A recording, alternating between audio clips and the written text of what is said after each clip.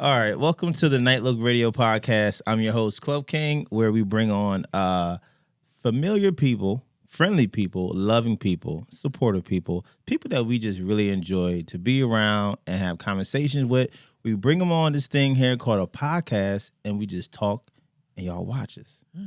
That's it. Welcome. That's it. And today I have a special guest. I'm going to tell you why you're a special guest before you say anything. Okay. Our first podcast in Harrisburg publicly was with this young lady. Wow.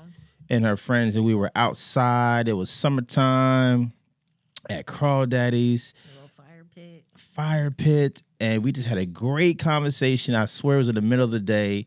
And we are still friends to this day. We're going to get into it. I want to welcome to the show, Miss Elyse. Thank you. Oh, that was good, wasn't it? That was good. Yeah. My things is getting better. You should see the first guy. Oh. First guy, shit was whack. But we are better and we are back. And thank you for taking the time out of your day to come down and just kick it with me. Word, I'm happy to be here. It's a dope spot, dope studio. Thank you. So for those who don't know you, because we like to do a little bio, just short to the point, who is Elyse? Word. What's up, friends? Elyse, I'm from here. I'm Harrisburgian. I was born and raised East High alum. Shout out to East High 09. Actually, Jordan and I graduated together. Okay.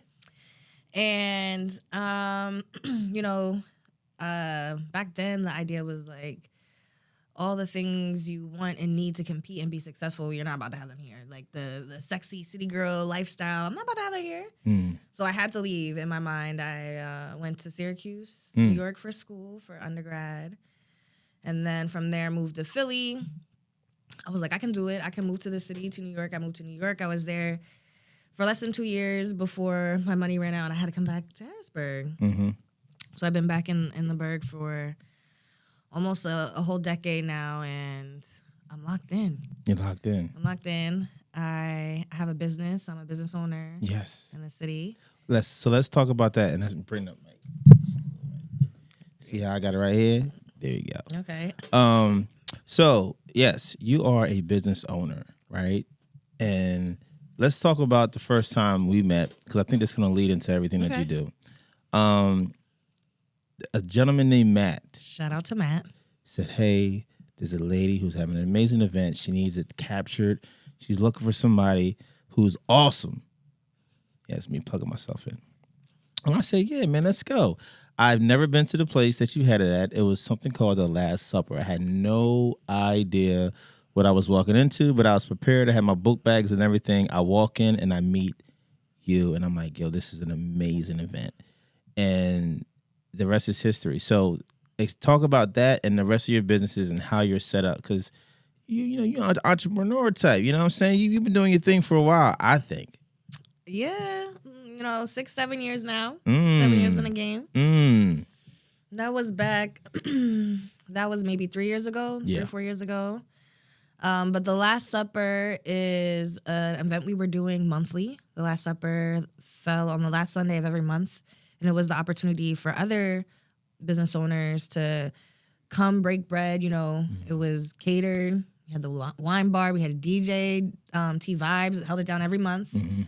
And we were all invested in this idea of like, all right, every month we're going to link up. We're going to talk through it, right? Like, don't quit, stay in the game, refresh, recharge, refill. Whether half the rooms, cups were overfilling and the other half wasn't, there was always a way to like recycle either the motivation, the opportunities to put people on to the things that were coming down the pipeline. Mm-hmm. So it's really, the goal was for, I started La Cultura for the purpose of more dollars being recycled back into the communities. Mm-hmm. It was an economic play. And the Last Supper was one of those safety nets or community building tools that allowed for us to stay in business. Yeah. Like, why is it so important? To me, I feel like you're passionate about what you do. You have the people who are like, oh, I can make some money at this, or, oh, I can be popular and cool, right? But to me, like, I feel like you're passionate about, I feel like you have a different stake in the game. Like, why do you do it? Because you could be doing anything else, especially in a time now where people can kind of do what they want now.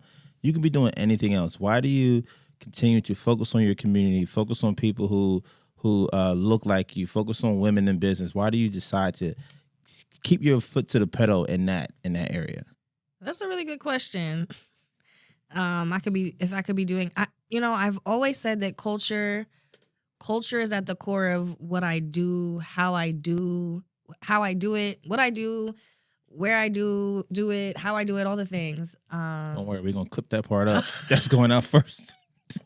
They're gonna say, "What is she talking about?" Don't worry. Yo. You ever seen a train wreck happen in real time? Because the first one you put out, you didn't chop up. That's word. So I'm glad we chopping joints up now. Chop that up. All right. So we're talking about culture. Culture is at the core of what I do and how I do it. And a lot of it had to. I tell people this. I feel like it just had to be a big part of like how I grew up. Because some things you don't know how you learned. At some point you just learned it. It was just like it invigorated me learning about a group of people or a place that was so unlike me or that I had never actually seen before. And that's how I grew up. My grandfather was an artist. He was a former politician. And so as, one of 4 grandkids, he always had books. He was a poet. He sculpted. The basement in my grandparents' house was like a workshop for him. So they took us to our first trip out of the country when I was in 5th grade. We went to Paris. So I think it was just a part of who I was. It's who you are. Yeah. I mean, what's something that made you say, because I feel like we all had this or said this to ourselves, even if it was for a moment, F this shit. Because sometimes we don't see the change that we want when we want it. Even though we've been putting the work in for as long as we have. Like, if you could remember a moment where you were like, man, this ain't worth it, F it, and what got you out of that and back on the track? Yeah, there's definitely tons of moments. I say every month if you made it through another month, we should celebrate. Because the likelihood that I already know going into this that the likelihood of like you're more likely to fail than you are anything else. So I remember I'm in my second location now. Now we're located downtown. Prior to that, we had a 3-year lease in Midtown, 2 blocks down from the Broad Street Market. I came out the gate with the brick and mortar space. That's how I launched the business. So the 3rd year fell in 2019, 2020. And I remember I got the letter from my landlord, some 90-year-old Jewish guy who lived in LA, saying that they weren't going to renew the lease and that, the COVID money, we couldn't operate. We weren't allowed to operate those type of spaces for a series of months. And he gave us written notice that we didn't have to pay, blah, blah, blah. I get a letter that, nope, that's it. You're done. No space. Move out by December 8th or something like that. I lost it. I started crying. I was at my friend's house.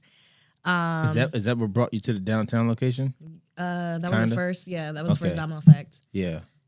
And some of those things, you don't even know better till you do better. Yeah. And I probably would have renewed the lease, stayed there, and stayed small. Yeah. So something that I was devastated when I read the letter. Yeah. And, my friend tried to talk me through it. They're a business owner too. They're a business partner of mine. And honestly, the only reason that I have survived this long is because I have people that I can cry on. Like, I do cry. Yeah. I was just about to ask, who's your support? Like, who's your, like, when it's like, damn, man, I don't, because as entrepreneurs, what we do is this. We jump out the window. Right, we're like the first person who like walks around the corner and be like, "Oh shit, y'all, guess who's coming?" Right? We take that risk, and we don't have to, right? So it's our decision. We're like, "Hey, you know what? Fuck it, let's do this." Especially y'all artists. Yeah, but you put yourself out there, right? So I think even taking the first step is I commend anybody who is doing anything, even if it failed. Just taking that first step is already probably one of the most challenging things because you just never know, right? You got to face that fear. But when shit does hit the fan, like the support system is just like anything else. Like you sprain your ankle, you get an ankle brace, right? Your teeth fucked up, you get braces. You know what I'm saying? Who's your braces? Well, that was my ingenious thought in the beginning of this is why don't I sell that? And that's actually what I sell is the safety net. Mm-hmm. We have an online incubator. It's a digital space called Black, and it stands for Building Legacy and Celebrating Culture because that's what we're doing. We're all kind of doing that through this entrepreneurial career pathway. Mm-hmm. And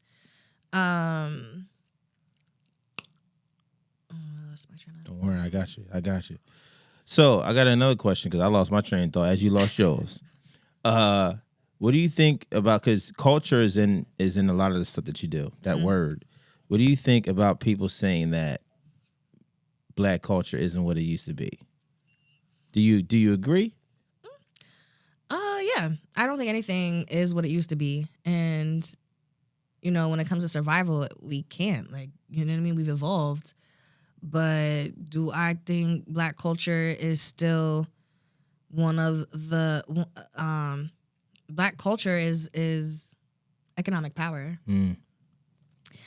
Do we recognize that power as a culture? Not enough. Okay. Why do you think that? Why do I think that? The numbers, right? Like most businesses fail. Disproportionately, Black people are failing at doing business.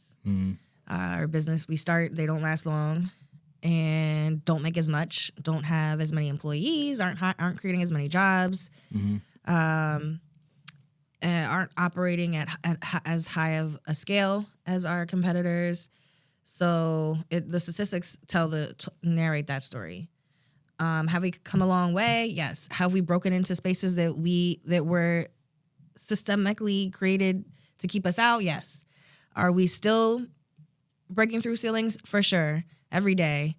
And I just think that we have been operating at a loss, right? And yeah, just a lot of unlearning, a lot of education, creating accessibility. So that's what we did. We try to create the safety net for folks to fail faster. They're not going to get to the other side without failing. So if you have people that you can fail with, that you can,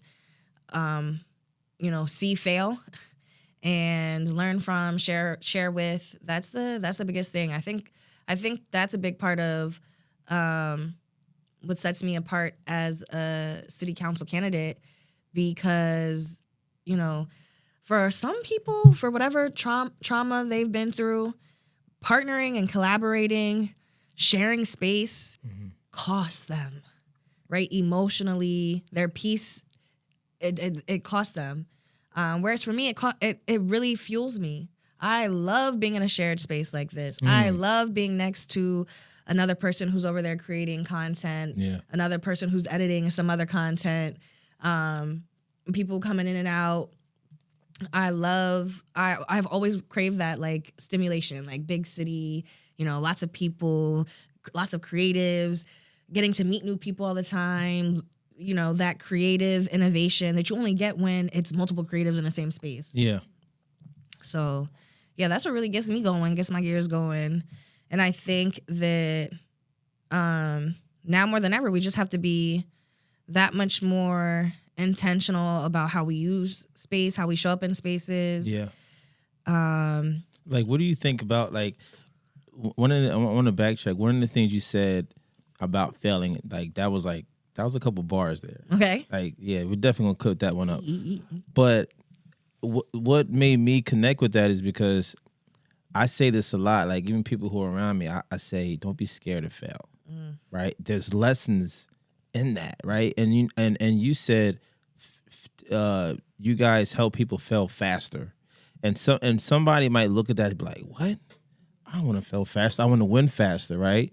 But it's lessons in that, right? So it's almost like you want to know if you're an owner of a grocery store, you want to know who's stealing from the register sooner than later. You know what I'm saying? You want to know that Just like with the property, you want to know that the foundation's effed up sooner than later. Right. You want to know some of these things. It's going to save you. It's going to save you. So, I mean, my method of learning is doing it wrong. I feel like everything. What was your biggest F up? Not listen to my mom. Your mom, okay. I think she gave me the lessons too early. Yeah. Like my biggest F up was when she would say, you're not invincible. I used to think for a while, nothing like happened to me. Like, well, maybe things did, and I just have a way of just like, I don't know. But she says, there are rules, and you have to follow the rules until you're at a point where you can make your own. And I would always, what I say is color outside the lines. And I used to always get in trouble in school for the smallest things. And it took me a while to understand why, right?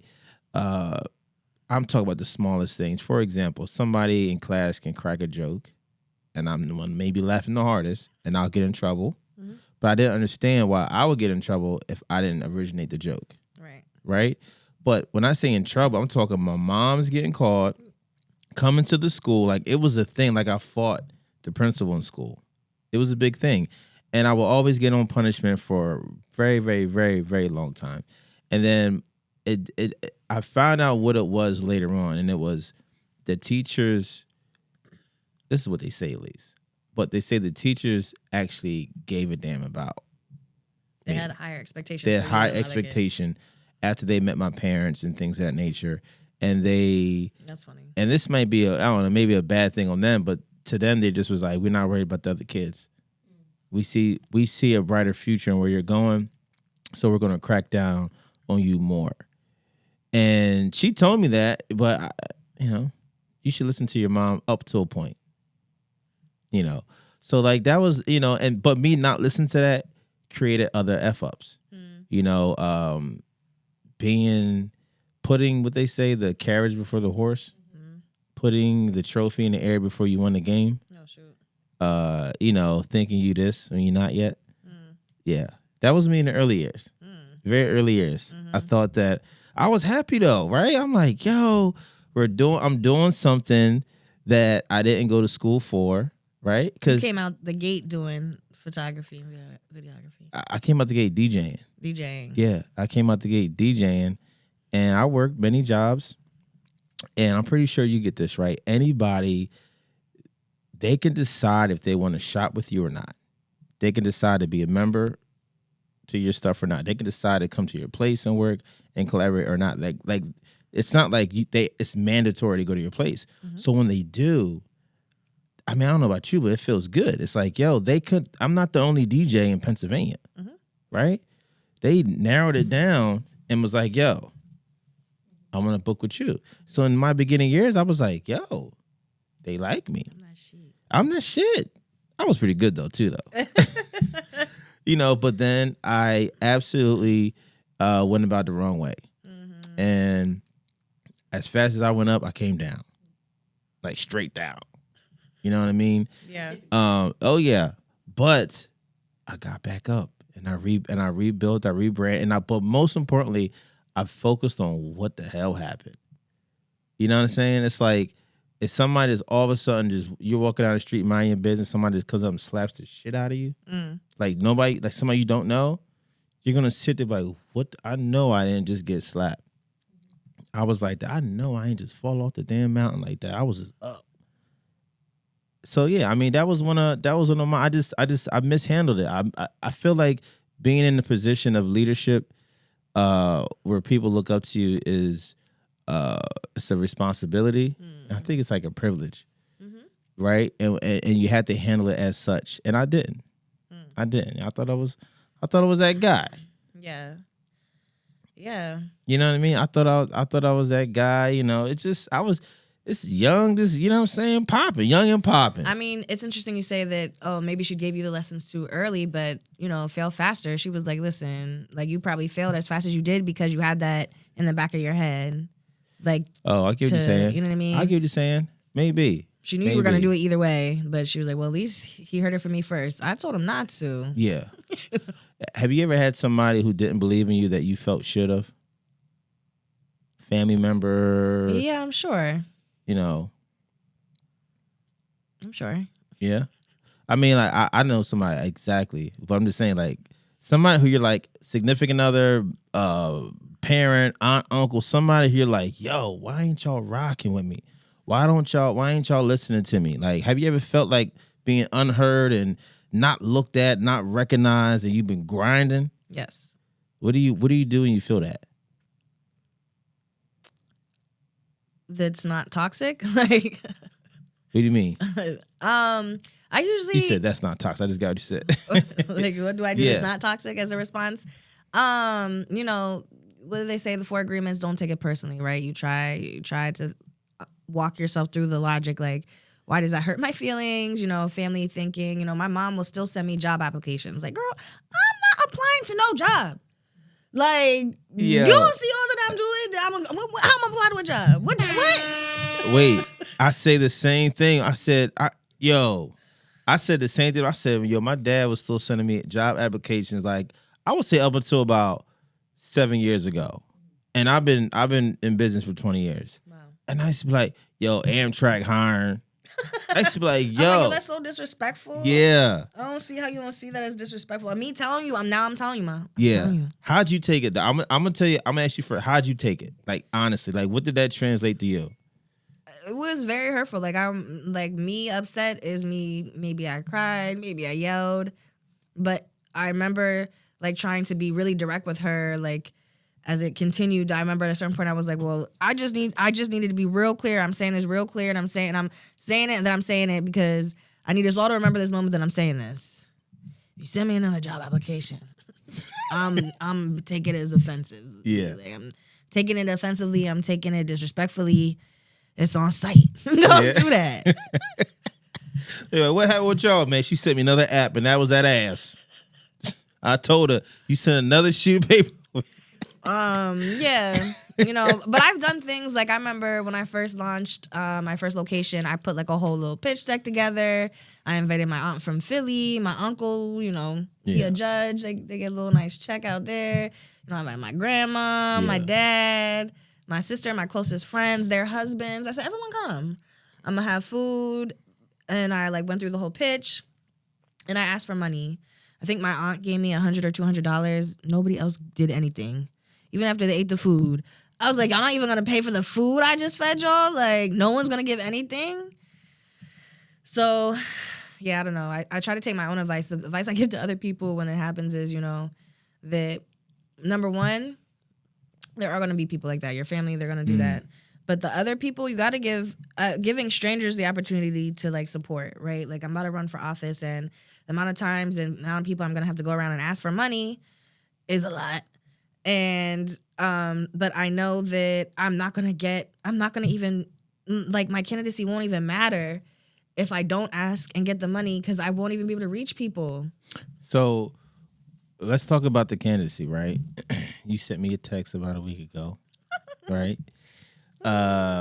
Let's talk about that. That's a different lane, right? Yeah. You know, let's go from the beginning. What made you even say, hey, you know what? I want to just step into this world. This is politics, basically. You know what I'm saying? Like, I think like a lot of people, you choose a path maybe because you're either good at it or because the people who cared about you saw something unique in you and pushed you towards a certain way. Some of it's cultural, you know, some people, you know, they say a lot of communities push themselves into like the medical field and things like that. But, you know, from my family, it was politics. So as soon as I moved back to Harrisburg, almost 10 years ago, people were like, well, you should run for office. You should run for office. And so I'm sure that definitely had something to do with it. But I honestly feel like as a full-time entrepreneur, the lane that I've chosen, the lane that, you know, life has shaped me to go down.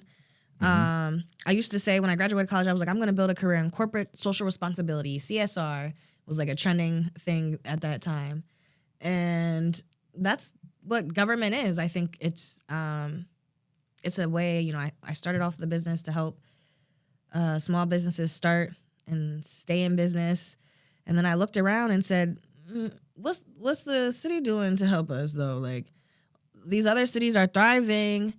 These smart cities are booming. Small businesses, the downtowns are filled, but ours isn't. What's different here? Like, our administration, the administration and executive cabinet, right? Our downtown improvement district, like, how are they not more invested? So you like, I'm noticing a pattern, right? Just you talking about how you grew up and how you got to be where you're at now. It seems like you find areas that need help and you jump in, like almost without hesitation, right? You know, some people just walk past it.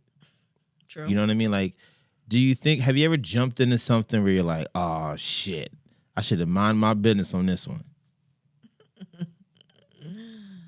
My last boyfriend, I know.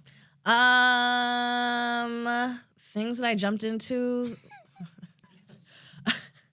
I mean, I feel that way about business. I feel that way about most things. Like, how did I get here? Why did I do this again? Well, are you single? But let's stay on topic. Okay, we'll get to I didn't mean to do that to you. Okay, we'll get to that next. I mean, you know, people do want to know, right? Because I'm gonna tell you, right? You know, you got your head on straight. You know what I mean? Like, you know, you ain't out here doing dumb shit, right? You know what I mean? Like, you're putting positivity stuff out there. You're being helpful to others. You're being a leader. You know what I'm saying? Like, and I'm pretty sure younger women can look up to, like, and I think we need more examples. I think a lot of times, like, when I grew up, my examples were obviously my parents and then just the industries they were in. So I wasn't as exposed to a whole bunch of other stuff until I actually got out of high school, and then you just kind of go on your merry way, you know. But, you know, when you know more, you do more. You know, how's the phrase go? You know better, you do better. You know what I mean? So you being somebody who, you know, you out here doing good stuff. You know what I mean? I'm pretty sure somebody might want to be like, at least, I feel like if they see this, they're going to be like, hey, she's single. You know, where you at with it? You know, I'm single. You single? Mm-hmm. How's single life? This is giving deja vu. I'm asking, like, how's single life? It's 2025, you know. How is it? How is it, as they say, out in these streets? You know. Which do you prefer? What? Like, do you prefer, like, because I think you're always going to be a business owner. Mm-hmm. You're always going to be like who you are, right? That's how I've met you, and it's to me. And I met you only 3 years ago, but it's consistently you are in that role, no matter what room you're in, this and the third. So I feel like it's safe to say you're always going to be like in the leadership, entrepreneur mode. You know what I mean?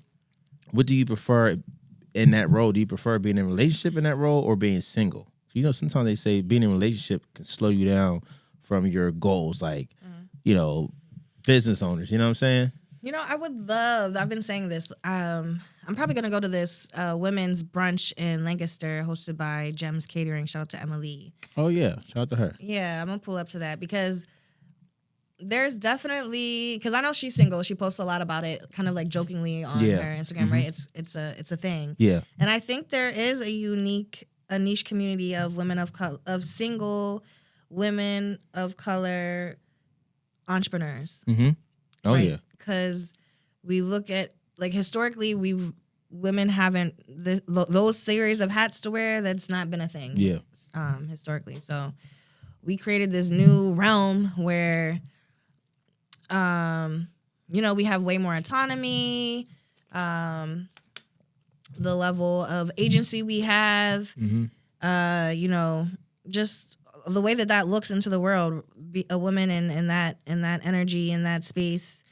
It's just doesn't necessarily fit in with the normative dynamics of a lot of relationships or households, maybe. Mm-hmm. From raising kids, like to all those things. So yeah, I mean, like, what, like, saying like 15 years, man. You know, what's it look like? Like, what would you love to see for yourself in 15? How old are you, by the way? Me, I'm 34. 34. So, like, what's 15? 40. Shit. Listen, Close to 50? Yeah. 48, 49. I still do this too. I was the other day like, the fuck? No, seriously. Okay, 50. Because 50 is the new 30. Okay. No, straight up. There are some, I've seen more well put together gentlemen 50, and you're like, if you take care of yourself, right? It ain't like 50 years, you know what I mean? You look like shit. 50 now could be a good 30, like a well put together 30. Okay. So we're going to say 50. In 50 years, what you want your life to look like? We're at 50. Oh, not 50 years. 50 years, we know what that look like. Shit. No, yeah, 50 years was shit. At 50, what do you want to be?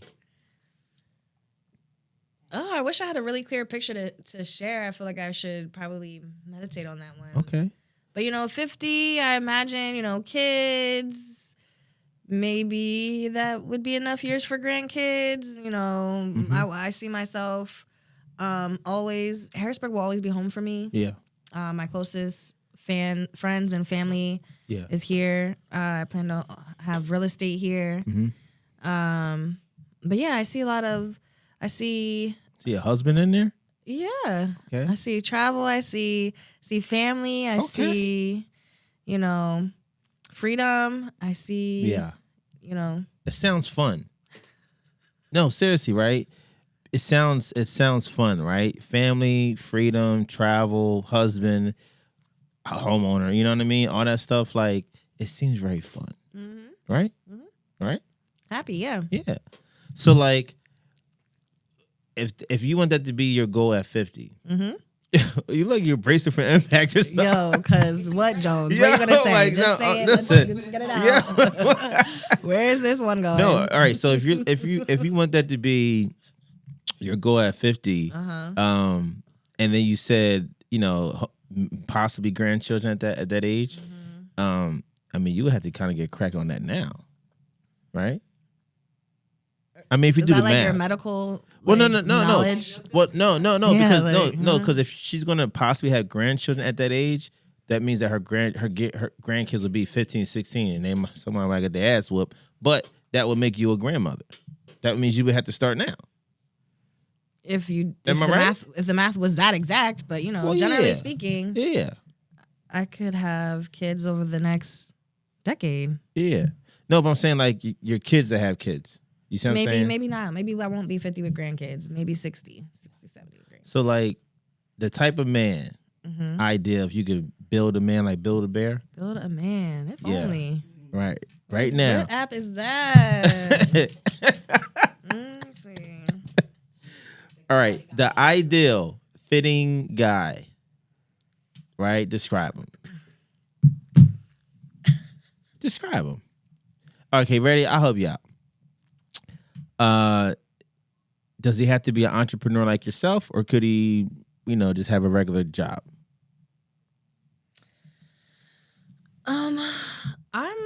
I spiritually just want to attract what's for me. Well, we're doing that now. This fitting for you. I think the factors could be so varied. I think at the core of the person, it's more about like what's at the core of that person, right? Not necessarily if they have a 9-to-5, if they're a trash man, if they are broke, like a stock exchange broker. Let's be real. Let's be realistic, right? Because there's some things that just don't work for people, right? For example, if a guy is 5'4", and he's like, let's say he just has a part-time job at the best, right? And still maybe living at home with mom. And I asked him this question. He's like, "Oh, I want a woman who's a lawyer." You know what I mean? Like, it doesn't match to be fitting, right? So for who you are, this is a serious question. Not even trying to be funny. For who you are, and how driven you are, and where I just feel like your business is going to continue to grow. Like literally, like who do you see that could fit the bill? Not to the T, because this is, but kind of ballparkish. Because I think people should visualize that, and not like the exterior has to be, light skin, whatever like that. I'm just saying like what they need to be about to actually fit who you are, for it to go long term, to get to the family trips, to get to the mortgages paid, to get to the supporting, like, supporting your business. Like, I don't think people really think about it. I think people just say kind of what you just said. Well, whoever's fitting, and I'm like, imagine you taking that approach on a business idea. Well, whatever's like, you know what I mean? Instead of customizing and say, hey, some people be doing spreadsheets. Like, do a spreadsheet on your man, right? I kind of, honestly, I did that, not the spreadsheet, but I did that, and I met my fiance, and I was like, hey, she just happens to look how she looks, but take the exterior off.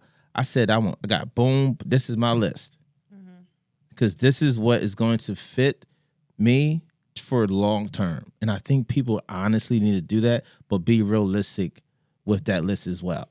Not a wish list, you know what I'm saying? Not a Christmas list, a straight up list. And is a guy that just works versus being a entrepreneur as itself is going to be fitting for you, right? I think an entrepreneur will be more fitting for you, because one, he's going to understand your grind, your hustle, your language, and then what he's doing could pair up. It just makes more sense, right? Versus a guy who works, and it's nothing about whoever's working. It's about who the subject is, which is you. I don't see a guy that works working. I see you getting tired of him after a while. He's not going to keep up. He's not going to understand why you got to go to this meeting, this networking event. I don't see it. I don't see it. A boss needs a boss. I'm gonna take this feedback and consult with my therapist. Seriously. Yeah, I agree. Like, not even trying to be funny. No, for real. You know what I mean? Yeah. Like, I think people make this mistake, and they think, because I think our dating experiences, everybody's is high school. It's like, you know what I mean? And it's like, you're not really, you're just like, oh, this guy's cute, this girl's cute, and he treats me like that. Like, it's not really, let me really look at it like I looked at Black or La Couture. I say it right? Mm-hmm. Yeah. Okay. You know what I'm saying? How you vision that, and how you focus on that. Do that with everything you do. Yeah. With your taxes. That takes time, though. I feel like to get that together. But we ain't got time. We ain't got time. It's not. Yeah, it's because it's rough out here. Yeah, it's definitely rough. I mean, entrepreneurship does have a reward of like this accelerated personal development. Mm-hmm. So I do think that plays a big element. Dating people my age maybe that don't do that their personal growth isn't that accelerated. But personal growth is a big thing. People who I definitely think that I attract that. People who care about like getting better, constantly want to get better. Mm-hmm. You know what I mean? Like, what gets you excited? Like, let's say a gentleman like runs into you in the grocery store. He's like, "Hey, how you doing? My name is Matthew," whatever his name is, right? And he introduced himself as a gentleman, right? He gives you his number and he says, "Hey, whenever you got some time, just give me a call," right? You give him a call, and you guys have a few conversations. And what in those few conversations, what gets you excited of saying like, "Man, this might be a guy," right? I might want to, Yeah, no, I think to your point, yeah, for sure. I do want someone I can compete with, right? Like someone who like, oh, wow, they woke up earlier than I did. Dang, they finished 2 books in the time I finished 1. So somebody would, because they say fitness people do that, like fitness. Right, you want to compete. Yeah, yeah. There's that desire to want to be like at your best. Okay. So he got to have his shit together, right? He got to have his shit together, got to be motivated. He got to wake up earlier than you. He got to read more books than you, right? Mm-hmm. Can he have children? So, like I said, I'll take these notes and discuss them with my therapist. Oh, no, listen. Can he? Think about it, right? Because it's 2 ways to answer this, right? It's 2 options of an answer. One is he can, but they could be older. Or like 10 and up, or because that's the difference, right? The kid's 10, that's a little different ball game, but if the kid's 3, that's a change of environment. What I would like to do is I would like to make Harrisburg a city where singles thrive too. I would like to make Harrisburg a city where more activities for singles to connect, right? I love the story that I get to tell that there's a couple now that is married with twins and a third baby that met at one of the poetry nights that we were holding down at Verbeck Street.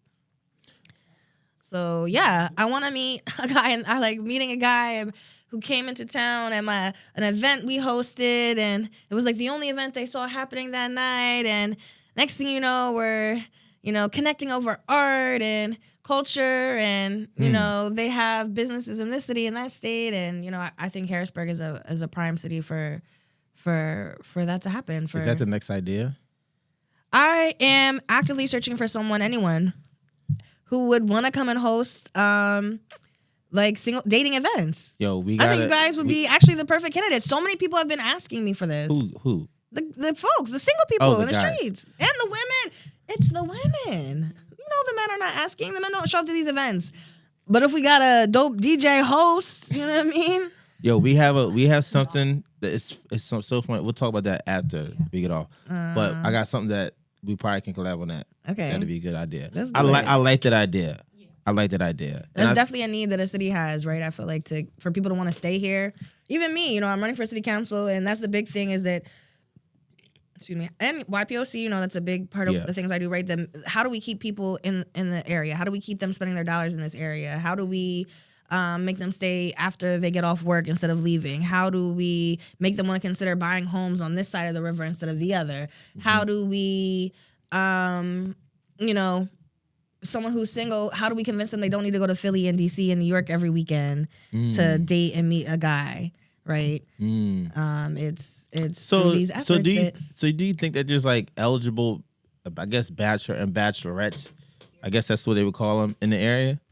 I'm sure I know some. Yeah, I hooked some folks up. Right. Yeah. So what are married after they live La Cultura? So what are some of the single people that you know personally? You don't have to mention any names, but just what are some things that you may hear them say that, or not complain about, but just wish would be different for them to possibly go on a date? Like, what are the women saying about the men, and what are the men saying about the women? That you've heard the most. I don't know. Like, the women that I know date usually say they're not dating in Harrisburg. So when they say Harrisburg, do they say like they're on the apps and they're putting their location to another location? All right, so like, I look at Harrisburg as like I count everything, like Camp Hill. To me, all that's Harrisburg. Is that what you're saying? Or are you talking about actually city of Harrisburg? Yeah, like the greater Harrisburg. The greater Harrisburg. So they're changing their location to like Lancaster? Baltimore? Oh, that deep. Yeah. But long distance don't work. Is 45 minutes long distance to you? Yeah. Okay. You have to be close enough to relate, to be relatable. Thanks. I think. Right? You got lucky. Amen. I mean, but I came here. From Coastal area. And that's Harrisburg doing what it's supposed to do. And that's an hour and 15, but I came here. Yeah, but that's different because we kind of met here. But like, I just don't think long distance works. But you did what the other people were doing. You went that little hour drive and came here. And what'd you do? You found Shorty. Well, I moved here. Like, exactly. So you say people talk about moving. I'm saying that's why I'm running for city council. Yes. Because we need the Jones and the Pages to either move here or get here and stay here, or, you know what I mean? Like, that's all part of that same ecosystem. So are you saying that we're part of your campaign now? Like, as the party, listen. Yo, I'm with you on this, and I will be. We will support. First of all, we're gonna support you anyway, but we love. Yeah, it's February, it's Black History Month, and it's Valentine's Day. Imagine like you guys and Maisha and Dre. That would be so cute. Yeah. But you know what though? Like when you hear, wait, yeah. But and to show others, even like as a single person, looking up to you guys is cool because it's like, dang, if I did find someone here, I could see, like, you know what I mean? In my mind, it's like, oh, I have examples of couples, black and brown couples even, that like mirror what I might like or want. Hold on. So, do you... Entrepreneurs, you know what I mean? Like, especially Paige Story. That's what I'm saying. When Paige Story comes to light more, I think you guys will even be more attractive as a couple. Really? I got some else for that. Oh. Whoa. Yikes. There we go. I did it again. So listen, I know, right? We'll cut that one out. I done fucked our own swag up, baby. So we don't. So we're so, our head is so down into the work, we don't really get up to look at the new scenery. This is a true question. That's why you join a community like Black. True that. I love how you plug.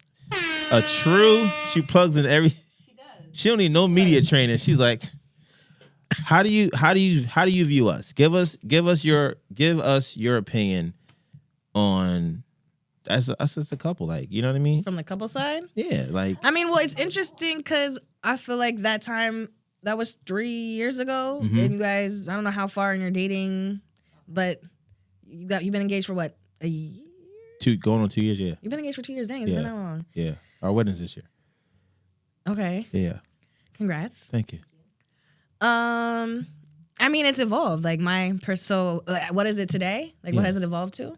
I mean, like I said, like I think it's a really cool thing, another ecosystem thing that, you know, stories you untold, but the idea that, like, Paige grew up here, you're from Coatesville, you was coming up here either for work, creative stuff. Next thing you know, it made sense for you to be more locked in up here, maybe commerce, right? More opportunities, love that. You meet a girl, she checks the boxes, you move in together. You guys are both gainfully employed, making money, cash flowing, but her proximity to your evolution as an entrepreneur, not only is she learning, she has more confidence in the space. She quit her job yesterday to become an entrepreneur today, which means a job created, right? Which means your business scales, which means more businesses are staying open longer because we have a place to come and do our products, shots, which means you can take more clients every month because Shorty's holding it down. You know what I mean? Like, that's very well said. That's very well said. But you know what? We didn't plan it that way. But that is, I guess that is the story, though. That is how the ecosystem should work for us. That's how we want it to work for us. We were thinking about, and only because people have mentioned this to us, like, you know, we don't really talk as much. You know, we're just so busy just working. Like, you know what I mean? But I feel like, I say this, we're not building spaceships. I feel like anybody can do it, and I've had to change some stuff on the relationship side. Yeah, I've had to change some stuff, and she had to change some stuff for us to fit. And I think the main thing is that we took ourself out of it, and it was a we thing, right? It's like, yeah, you know, obviously the whole building a man thing is like, you know, not really realistic, but in the sense, you have to be compatible to who you're with. And sometimes you gotta, it's like, you know, you get a record, you gotta EQ it a little bit, tweak it up. You know, you had this beat forever. You run into Jay-Z like, yo, he's like, oh man, you gotta tweak the drums to make it fitting. And that's what I did. I didn't make it about myself. I feel like she didn't make it about herself. It's about the band. Yeah. You dropping bars. When's the album dropping? Yo, what do you think of the Super Bowl? First, what you think about the Super Bowl? The game part, like the sport. I didn't watch it. You didn't watch it? I don't really watch that. Are you not a sports fan? No. Okay. Did you watch the halftime? I got it. I did watch the halftime show. What do you think about it? Very artistically executed. Yeah. You think, like, out of the top 5, where you think it falls? You think it's in the top 5? I have of all time? very little recollection of any other ones? halftime show. So Yeah. Like, what do you think about like people saying they didn't like it from the entertainment aspect? Like, I feel like it's been 2 reviews: the messaging and the creativeness of the messaging, and then the actual show part. Mm-hmm. And I think people are mixing the two, and the opinions are coming down the same pipeline, but they're 2 different reviews coming down the same pipeline. Mm-hmm. I think that when people don't understand a thing, they don't like it. Mm-hmm. But I think a lot of dislike of anything to do with that halftime show was a matter of ignorance and like lack of awareness or understanding of the Kendrick culture, Mm-hmm. right? A lot of the messaging wasn't really mainstream. It was like, if you know Kendrick type of messaging. Yeah, I think that's probably what happened with a lot of folks. Yeah. Right? Because, like, all right, ready? Let's say it's not Kendrick and it's Katy Perry, right? And we're watching the halftime show, right? And I mean, I don't know nothing about her, right? I don't know her story or anything like that. But we still will grade the show, right? Mm-hmm. Just, I'm basically flip flopping it, right? So I think that's what happened. I think it's a lot of people who aren't subscribed to Kendrick who still are watching the Super Bowl because it's like watching the Olympics, having their opinions on the show. Yeah, I also feel like there was like an element of anti-blackness in people's hate towards that show. I don't think anybody hated it. I think what people white people hated it. Black people have performed 3 consecutive Super Bowls. Oh, they might have hated that part. And then this was especially like annoying. They were like, what the fuck was that? What's this about? What is this? They said he was supposed to be like this greatest rapper ever. What is this? All right. If you had to put 2 alternatives in there, right? Let's say before Kendrick was picked, and it was Kendrick and 2 other people. Who? Oh, I'm not. I have we have actually a chief culture officer on my team for to fill these type of questions for me. No, like artists, like I don't know. I'm not. This isn't my jam. Okay. Mm-hmm. Okay. I have no idea. Okay. Janet Jackson? No. Like, what I'm trying to say. Like, if you were on the committee and you Bad had Bunny. Bad Bunny?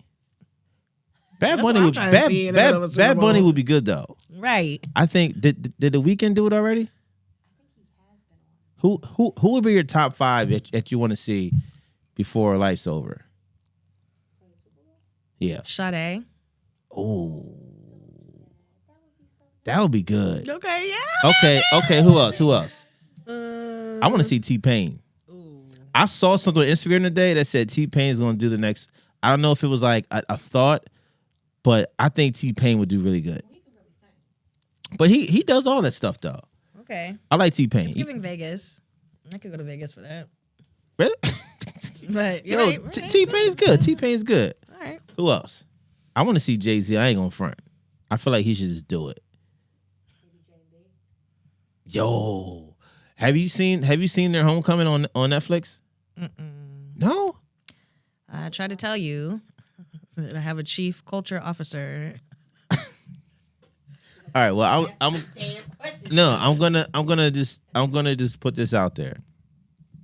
They have a really good. Beyonce has a really good. I like her shows. I've never been in one, but I think she's. Because they cost $1,000 to sit in the fucking nosebleeds. But I might pay for that. Okay. Oh, and nosebleeds, not nosebleeds. Yeah, but Beyonce is. I think she's a really good performer. Yeah. Yeah, and I think I'm saying when you get a chance. Okay. It might still be on Netflix. It might. And it's like we've watched it a few times straight through. Oh, wow. Yeah. I'm not even a Beyonce fan, but I was impressed. Yeah, very impressed. All her songs are pretty much hits, and her performances. Her set is put together like so well. The production, it's just put together so well. Yeah. Hey. Yeah. All right, let's talk about last thing before we get up out of here. We have to talk about this Juneteenth. Okay. We have to talk about Juneteenth. How long have you been on the committee for Juneteenth? Yeah, talk about it. Talk about what's happening this year. I'll be having to count the years. Yeah. The collaborative has evolved and formed maybe since 4 years ago. 2019, I was in Midtown at my Midtown location, and we held our own individual Juneteenth event. And I think 2020 was when the first time multiple organizations came together and were like, let's all like stack our events instead of scheduling them on top of like the same time, like, you know. But yeah, the Juneteenth collaborative, I've been working directly on the core team for this will be the third year. I'm actually part-time contracted with YPOC, so I do a lot of their programming year round, which builds up to Juneteenth. So very excited for this year. Could you, like, for the people who are going to see this, can you throw a little bit of teasers out for them? Just a little something without giving it away, without giving the candy store away. Yeah, so, you know, and I'm going to keep saying it. So I'm running for city council, and Hershey, Harrisburg, this whole concept, we're really excited. We want, if there's any way that Harrisburg can be more influential on who's coming to perform at Hershey.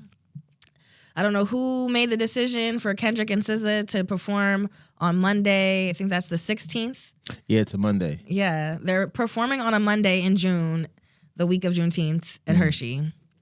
So in true YPOC fashion, in true Juneteenth HBG fashion, we're going to host a tailgate to kick the week off. We're tailgating to Hershey outside the concert. It's going to be kind of lit. It's going to be extremely lit. Yeah. The way we ended last year at the Soma Block Party, for anyone who was at the block party, you know what the vibes were.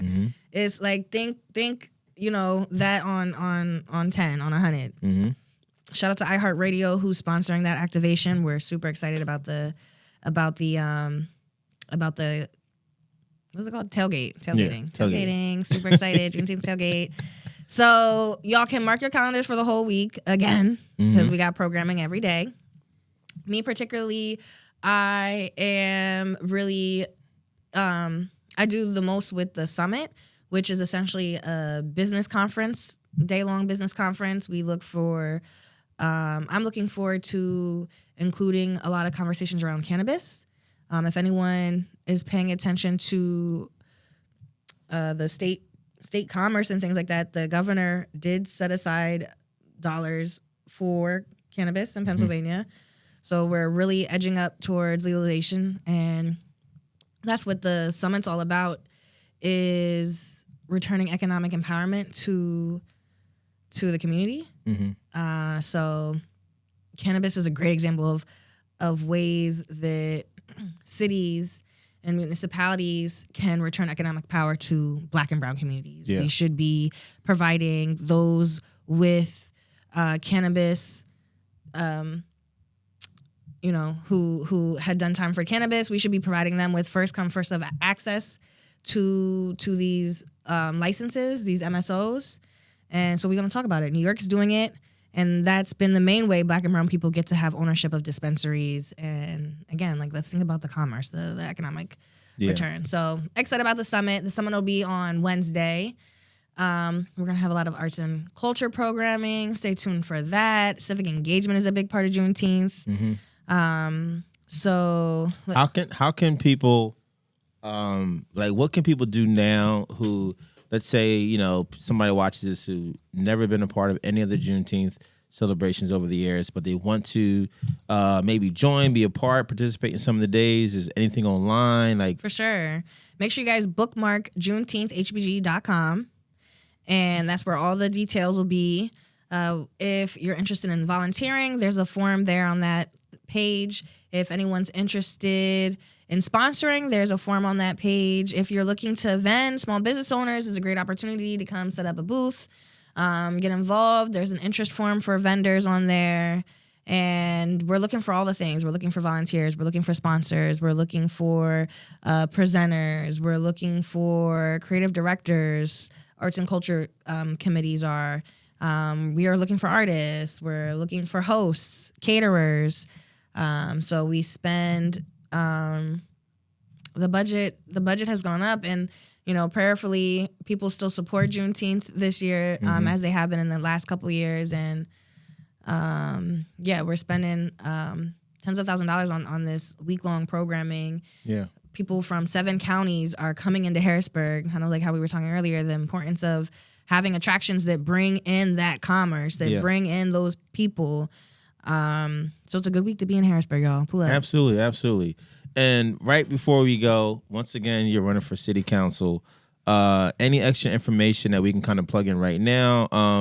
Any like a upcoming event that somebody can come and support? Just go ahead, drop that. Yo, imagine if I got like 500 people to vote for me of the people who have never voted, right? There's something like less than 20%, I think it's 12 or 15% of voters vote in Harrisburg, let alone in the primaries. So my biggest thing to people our age, people young, like, first-time voters, the age of 18, and just everyone living in Harrisburg with a complaint. Like, voting is one of the most simplest, but yet one of the most impactful things you could do in your year living here. Because the people you elect really do have say on what happens and how things happen and when it happens and who it happens to. City council doesn't control all the things. I'm not saying that necessarily, but collectively, right? The more people we elect in office who are good at working with other people, who are good at understanding, meeting people in the middle, that people that have empathy, right, for a community, people who have historical knowledge of this city and all that it has to offer and all that it's been through. Those are the folks that we really want in office. We want competent people, people who read their emails. Those are the people we want in office. Yeah. So, all right, go vote. We're gonna go vote. Elyse, the primaries are coming up May. What is it? May 20th. May 20th. Mark the calendars. Get out there. Drop that vote in. I feel you want to come back? Yeah, I'm gonna be up here. I'm gonna be pulling up. Can I get a key? Yeah. What's the code? Listen, we want to bring you back. I feel like we should bring you back, and maybe we should bring you back with a friend. Okay. Meaning, like, no, like somebody that maybe somebody else. Huh? Yeah. So I'm running on a slate. I don't know if anyone has ever heard of this concept. A lot of people are asking me, why are you running on a slate? And what is a slate? Yeah, what's a slate? Right. So vote for me. Right. I need individual votes. The only way to vote for me is to individually vote for me as a city council. Yeah. Person, but other people are running for city council. The existing city council members, they're up for re-election, so they're also rerunning. So there's about 8, maybe even 9 candidates out there right now, but there's 2 that I also vouch for, and I vouch for in a way that whether I was running alongside of them or not, I'd be voting for them, and I'd be advocating and investing in them getting elected to office as well, and that's Basir Vincent and Andrea Grove. Andrea, both small business owners. Andrea owns Elementary Coffee, which was in the market, and they have their store on North. They're downtown. Basir does consulting. He's the president for Young Professionals of Color. He used to host a podcast every week teaching the community about the comprehensive plan that's in a draft form on the city's website. We got to bring him in. Listen, I think between now and May 20th, maybe once every 3 weeks, you come down with a guest, right? Because I think having this stuff recorded and to be able to put out. I would love to. You know what I mean? Thank you for that invitation. Absolutely. Well, I don't want to take up too much of your time because you was a busy lady, right? Any last plugins, Instagram, plug-in, Locatora? Yeah, please, you guys. I would love your vote. I would be honored for you to consider voting for me as a Harrisburg City Councilwoman. Friends of Elyse is where you can give and where you can find us. Follow La Cultura 717 for all for the culture things. I don't say it like you said. Yeah, I got to get my R's right. My R's ain't hitting. La Cultura, you can practice. And then dating concepts coming soon. Let's dating events coming soon. Yes, let's get it going. That's my shit there. I'm with it. Let's do it. Amen. Let's make happiness happen. to everybody. Shout out to it's Valentine's Day approaching. It's Black History Month all month, but we're celebrating it all year. A lot of good things going on. I want to thank you so much for coming down here to being on the show once again in our new space. Can't wait to have you back. I actually want to interview you one day. Kind of get you on here. Yeah. I gotta get him to perform. He about to drop an EP. Oh, that sounds like a plug. Do we spin the camera real quick and drop the EP? Nah. All right. Next time. But thank you for being on the show. Picture's ready. I like that. Yeah. We good. We Gucci. Thank you for being on the show. Nightlow Radio Podcast. Make sure you follow Elyse on all platforms. Make sure you follow that Juneteenth HBG, YPOC, and everything else she's affiliated with. Thank you guys for tuning in. We up out of here. Yeah. That was cool.